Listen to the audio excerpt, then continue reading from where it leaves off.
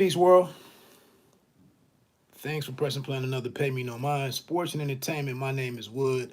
I got to jump into some bite down boxing talk. Continues to be a jam packed schedule across multiple platforms. You know, action on Friday and Saturday. What last week or the for the tank fight? It was actually a fight on a Sunday. NFL is on all day Sunday. Luckily, college football is now moved off of Saturday. So, as one person, man, I can only talk about and cover so much, you know. And this week, we have fights on ESPN with Beterbiev and Marcus Brown. I'm going to hit on that very quickly. We have action on the zone from Golden Boy, as well as over in Eastern Europe somewhere with Madrimov. What's his name? Madrimov. Yeah, Israel Madrimov. And then on some of these cards, I see some names that have. I'm shocked to see them back in action. Anthony Sims Jr. being one, who's on this undercard for David Morrell and Allantes Fox. So, like I said, man, tons of action. All of the major promotional entities have programs out there. What are you gonna watch? For me, the biggest one would be Artur Beterbiev, the unified light heavyweight against Marcus Brown. I looked at a bunch of as much information as I could comb across, and I did not see any involvement of Premier Boxing Champions (PBC) on Marcus Brown's behalf. Sometimes I wonder how these fighters pop up on other promoters' cards and whatnot. Are they working together or are they not?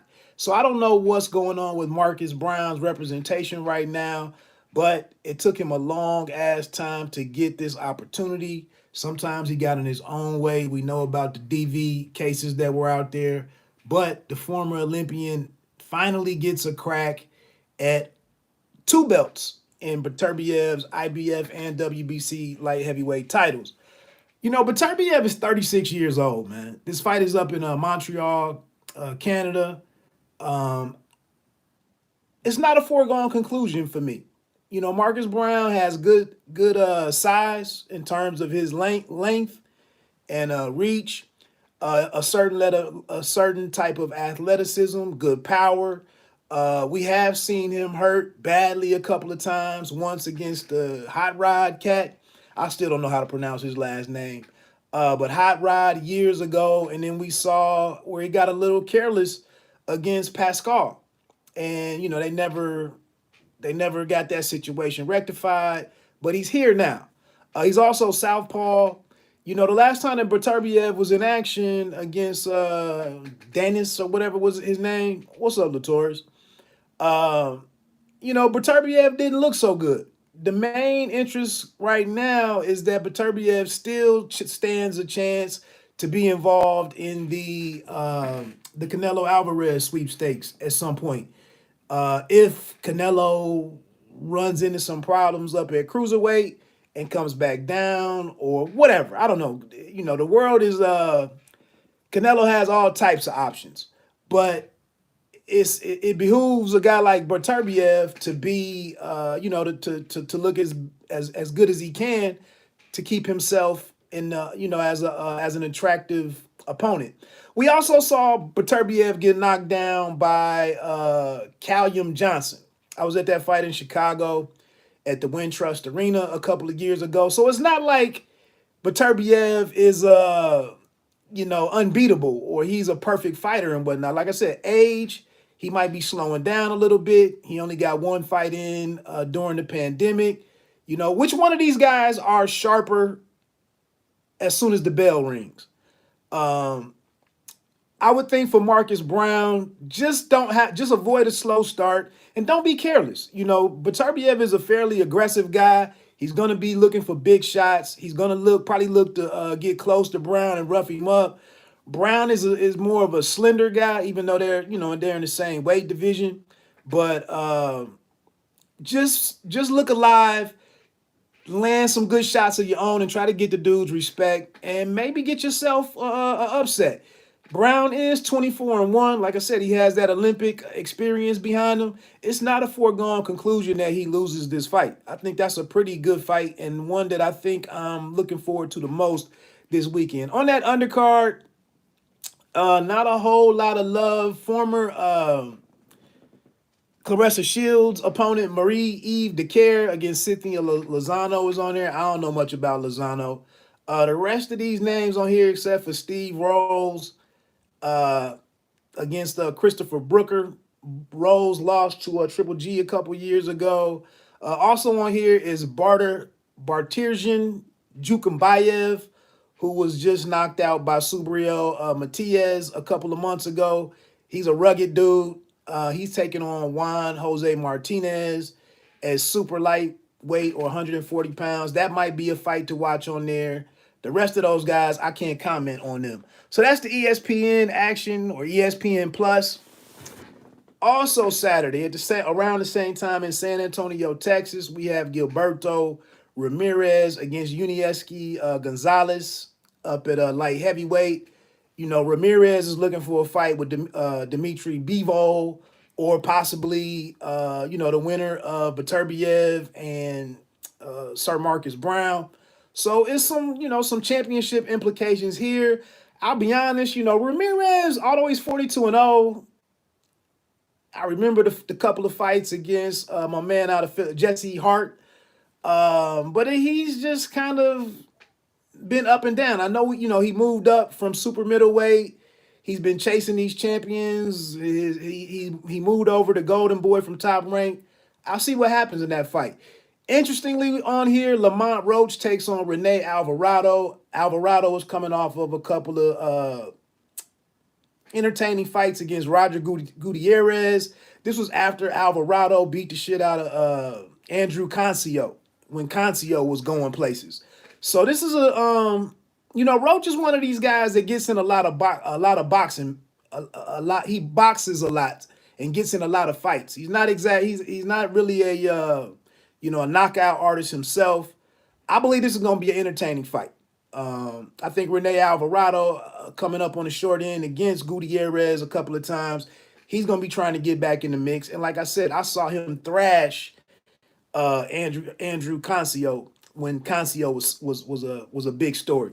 So I think that's going to be one to watch. Also on that undercard is Marlene Esparza and Annabelle Ortiz. I like Esparza. She can box. I think she's entertaining. She also seems to get under the skin of people, and there's some theatrics with her. She works hard. She fights the majority. I mean, it's only 2-minute rounds, so she fights the majority of the rounds. She's got a little style to her. I like Marlene Esparza. Also on that card is I knew Seniesa Estrada was coming up on a date. She's facing Maria Santizo. I like Estrada. Estrada has a lot of style.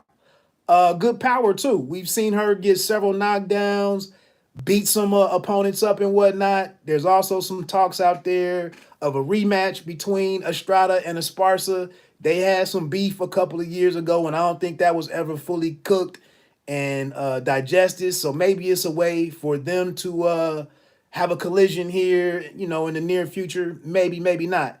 That's kind of all the names that stand out to me on the Golden Boy card, which will be on the Zone. By the way, they don't even have the Zone listed on here as the network.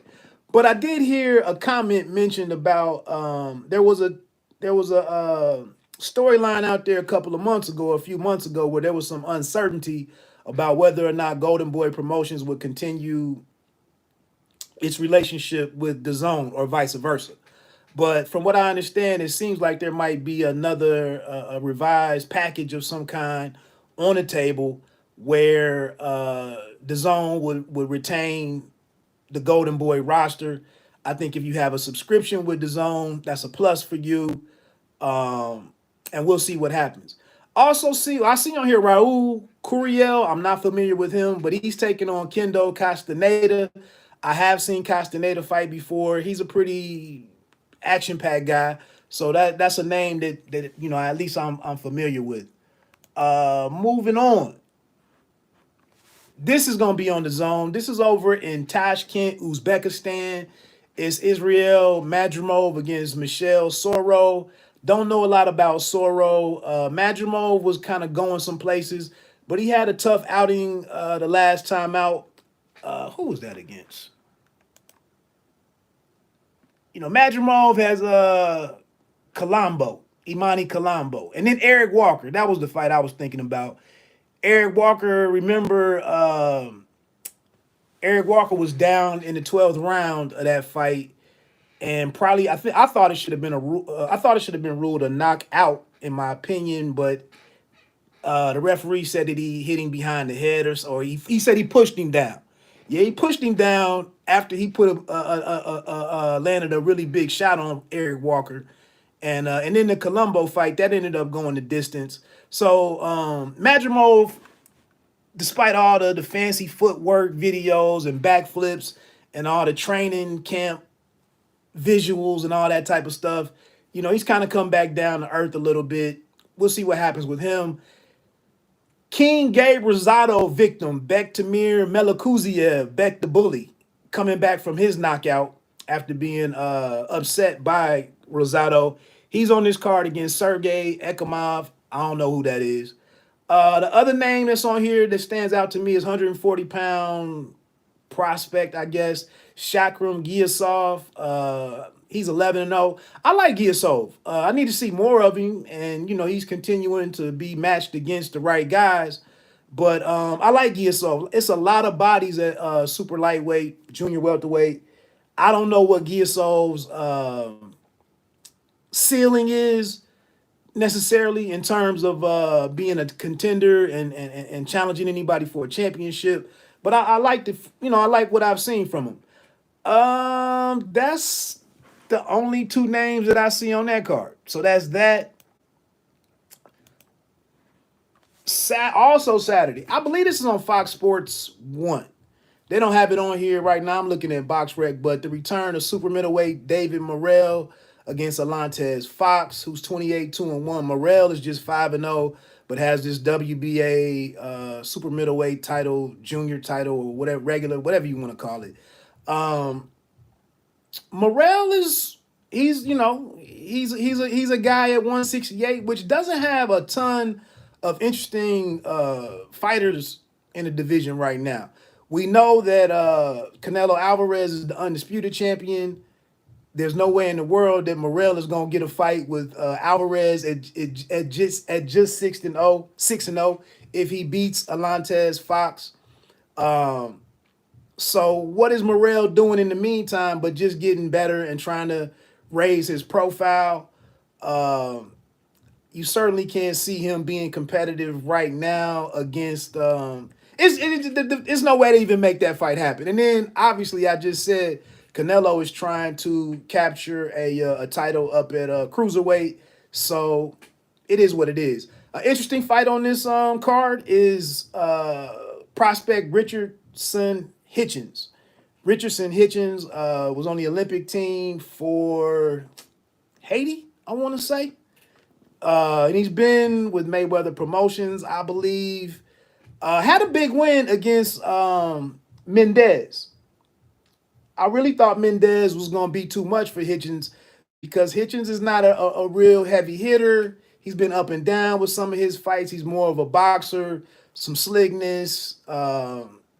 Interesting dude, but it's going to be interesting to see how he wins fights as he gets matched against better competition.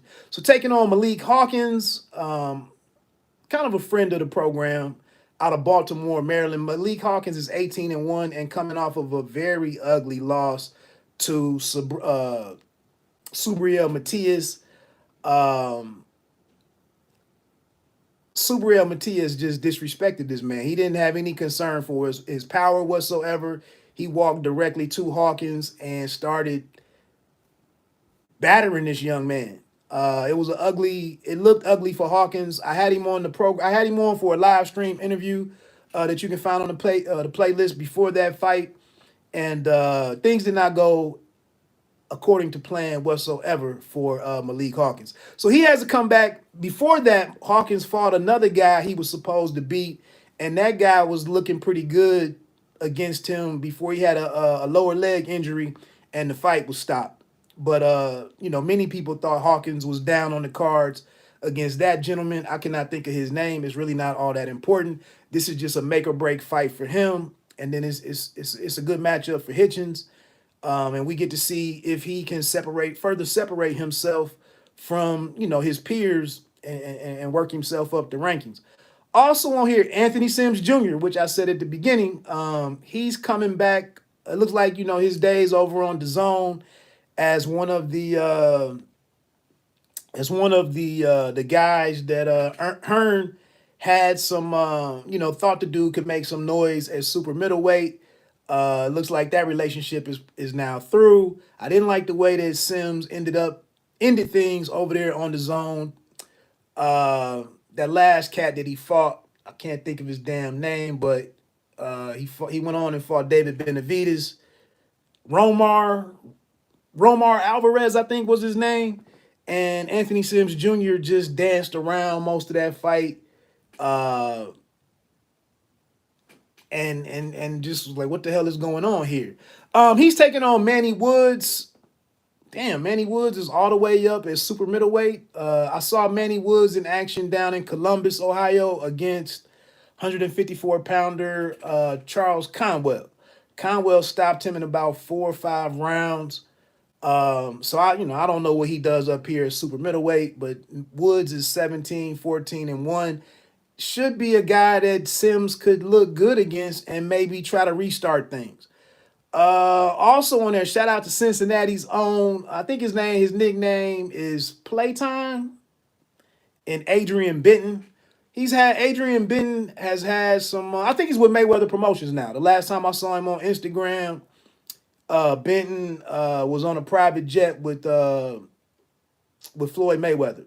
He spent some time on the About Billions roster and, had made a lot of noise as an amateur. He's 5-0. He's taking on Raymond Chacon, who is 8-44-1. So you know what that fight is about. But good to see, somebody out of Cincinnati getting to take a step forward in their career. That fight may be on, it might be online somewhere or on YouTube or something. So that's that one. I think I like Morrell over to defeat Fox, but that's it. I thought on one of these cards, I thought Yella Yusunov was on one of these cards, but that was all of them that I had opened up to talk through. Like I said, action all over the place. A couple of events over on DAZN with a couple of names on there, so you can check that out. Action on Fox, as I just mentioned, and then ESPN Plus, headlined by Beterbiev and Sir Marcus Brown. Man, I know I just saw Yella Yusunov on one of these damn cards. He's fighting Juan Hernan Leal. He's 10-0, 6 knockouts. I'm waiting on this to open up. I want to see what card this was on.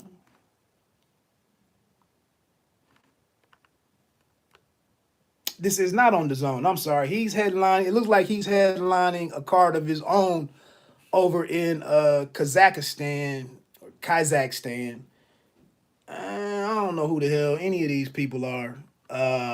But Yella Yusunov, Danny Yard Yella Yusunov is a pretty interesting welterweight, in my opinion.